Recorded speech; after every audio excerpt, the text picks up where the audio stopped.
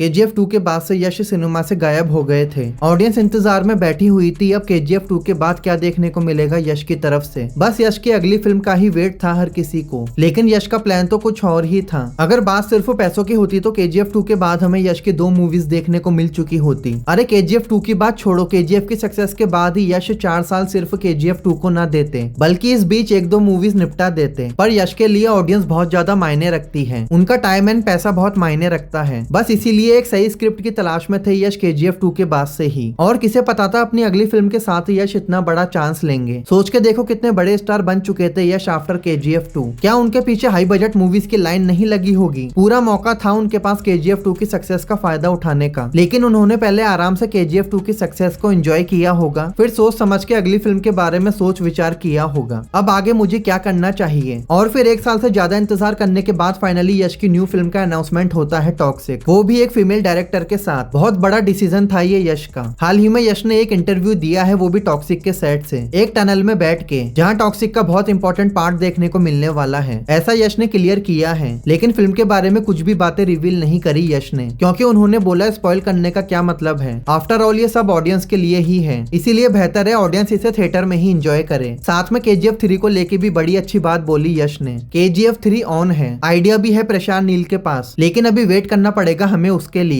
पहले toxic complete होकर release होगी, उसके बाद रामायण पूरी कंप्लीट होगी, उसके बाद कहीं जाके यश KGF 3 के लिए आगे बढ़ेंगे। एंड हाँ, जो कोई भी सलारन KGF के एक यूनिवर्स में होने के सपने देख रहा था, तो भाई सपने से बाहर आ जाओ, ऐसा कुछ नहीं होने वाला है। यश ने पूरी तरह उम्मीदों को तोड़ दिया है, उन्होंने बता दिया है सलारन KGF का कोई कनेक्शन नहीं है। एंड देखा जाए तो यश के पास इस टाइम पे सिर्फ 3 मूवीज है, टॉक्सिक जो अभी चल रही है, रामायण का सेकंड पार्ट। यहाँ मैं फर्स्ट पार्ट को इसीलिए इंक्लूड नहीं कर रहा हूँ क्योंकि फर्स्ट पार्ट में यश का 10 से 15 मिनट का ही रोल होने वाला है, उनका असली काम तो सेकंड पार्ट से शुरू होगा एंड लास्ट KGF 3। तो ऐसा मान सकते हैं हम कि KGF 3 2028 या 2029 तक ही देखने को मिलेगी। अभी तो यश के पास टाइम ही नहीं होगा KGF 3 के लिए, क्योंकि टॉक्सिक के बाद रामायण पे पूरा कॉन्सेंट्रेट करेंगे यश। उसके बाद फिर आराम से प्रशांत नील के साथ बैठ के KGF 3 पे डिस्कशन करेंगे, क्या करना है, कैसे करना है। तो इन सब में 2028-29 तो आ ही जाएगा, किसी तरह की हड़बड़ाहट नहीं है यश को, ये तो हम देख ही चुके हैं। जब टॉक्सिक अनाउंस करने में इतना लंबा टाइम लगा दिया था यश ने, तो KGF 3 तो कंफर्म में आनी ही है। ऐसे में जिस फ्रेंचाइजी से यश पैन इंडिया स्टार बने हैं, उसके साथ किसी तरह का कॉम्प्रोमाइज तो नहीं करेंगे। साथ में ऑडियंस की कितनी ज्यादा होप है KGF 3 से, ये बात भी जानते हैं यश। बस इसीलिए यश जो कर रहे हैं सोच समझ के कर रहे हैं। उनकी फिल्में टाइम लेके जरूर आएगी, पर तहलका मचाएगी। अब बात कर लेते हैं राजा साहब के बारे में। प्रभास के जन्मदिन के मौके पर एक मोशन पोस्टर रिलीज किया गया है मेकर्स की तरफ से, जिसमें प्रभास मुंह में सिगार लगाए छत पे उल्टे बैठे दिखते हैं। अब देखो मूवी में प्रभास होने वाले हैं, मतलब 300-400 करोड़ का बजट तो आराम से होगा फिल्म का, क्योंकि 100-150 करोड़ तो प्रभास ही समेट लेते हैं। एंड जिस हिसाब का मोशन पोस्टर निकाला है, बस प्रार्थना अभी से शुरू कर देनी चाहिए प्रभास के फैंस को कि फिल्म के विजुअल्स ऐसे कार्टूनिश ना हो, वरना फिर से प्रभास के फैंस को फालतू की मेहनत करनी पड़ेगी फिल्म को डिफेंड करने के लिए। वैसे राजा साहब प्रभास की तीसरी हॉरर कॉमेडी फिल्म होने वाली है।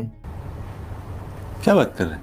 अरे हाँ भाई, भूल गए क्या? राधे श्याम एंड आदि पुरुष देखने के बाद कितना खौफ बैठ गया था ऑडियंस के दिलों में। रोमांस भी करते दिखेंगे प्रभास राजा साहब में। एक बार राधे श्याम में भी रोमांस किया था प्रभास ने। आज तक समझना मुश्किल हो रहा है किस तरह का रोमांस था वो प्रभास का। पर यार देखो, चाहे कितना ही मजाक बना लो प्रभास का उनकी फिल्मों को लेके, लेकिन ये भी नहीं भूल सकता कोई कि स्टारडम किस लेवल का है बंदे का। मतलब 120 से 130 करोड़ की ओपनिंग को तो मजाक बना के रख दिया है। सेम चीज राजा साहब के साथ भी होती दिखेगी। फिल्म आगे चल के मुंह के बल ही क्यों ना गिर जाए, लेकिन पहले दिन पे 100 करोड़ प्लस की ओपनिंग तो पक्की है। अब इस टाइम पे हॉरर कॉमेडी की हवा चल रही है, तो प्रभास ने भी सोचा होगा क्यों ना इस तरफ भी ट्राई मारा जाए। एक हॉरर कॉमेडी करना ही बचा था प्रभास का। देख लेते हैं सचमुच हॉरर कॉमेडी देखने को मिलेगी फिल्म में, या फिर मूवी अपने आप में ही कॉमेडी और हॉरर बन जाएगी। बाकी प्रभास के 2 लुक्स के बीच में जो ट्रांजिशन देखने को मिला है, पहले ग्लिम्स में एकदम टिप टॉप बन के खुद को ही देख के खुश हो रहे थे, और अब मोशन पोस्टर में लंबे बाल, मुंह में सिगार। इस लुक के पीछे क्या मिस्ट्री है वो तो खुद एक बहुत बड़ी मिस्ट्री है। किसी प्रेत आत्मा ने चपेट में ले लिया, या फिर खुद ही प्रभास किसी भूत का इलाज करने के लिए खुद ही भूत बन गए हैं। देखते हैं ऐसी कौन सी नौबत आ गई जिसकी वजह से प्रभास को ऐसे से ऐसा बनना पड़ा। बस कंचना को कॉपी करने की कोशिश ना करी हो राजा साहब में। एंड इस बात की क्या गारंटी है कि सच में प्रेत आत्मा ही देखने को मिलेगी फिल्म में। हो सकता है यहाँ भी साइकोलॉजिकल प्रॉब्लम वाला मामला फिक्स किया हो। अब यहाँ पे बुरी तरह फंस चुकी है राजा साहब, क्योंकि ऑलरेडी स्त्री 2 एंड भूल भुलैया जैसी बेस्ट हॉरर कॉमेडी मूवीज बन चुकी हैं। एक में रियल भूत था तो एक में सिर्फ दिमाग में भूत था। था। राजा साहब का कॉन्सेप्ट भी इनमें से ही कुछ होगा, लेकिन अगर कहानी के साथ कुछ नया करके दिखाए राजा साहब इन फिल्मों से तब कोई बात बने। फिल्म आने से पहले इसे जज करना सही नहीं होगा, लेकिन फिर भी मुझे कोई खास इंतजार नहीं है राजा साहब का। मास मसाला से हटके फिर से कुछ नया करने जा रहे हैं प्रभास। उम्मीद तो अच्छे की ही करते हैं, बाकी फिल्म कैसी निकलेगी वक्त ही बताएगा। अभी से बहुत ज्यादा उम्मीद मैं तो नहीं लगाना चाहता इस फिल्म से। खैर, आपके टॉक्सिक एंड राजा साहब को लेके कोई ओपिनियन हो तो जरूर से शेयर करना। वीडियो पसंद आया तो लाइक शेयर कर देना। Till then